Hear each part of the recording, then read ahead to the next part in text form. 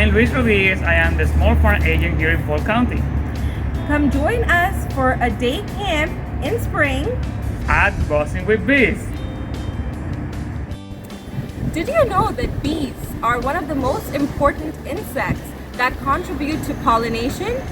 Well, we have about 300 bee species in Florida, but the western honeybee contributes to about 85% of the crops being pollinated. So in other words, bees contribute to most of the food that we eat today. So if you want to know everything about bees, how they benefit the environment, and how beekeepers manage them, this is the camp for you.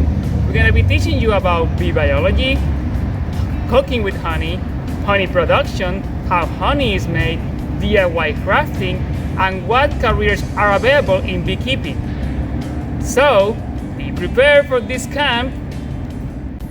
Come and join us at IFAS Extension Polk County at the Stuart Center on March 24th. The registration is open via Forge Online.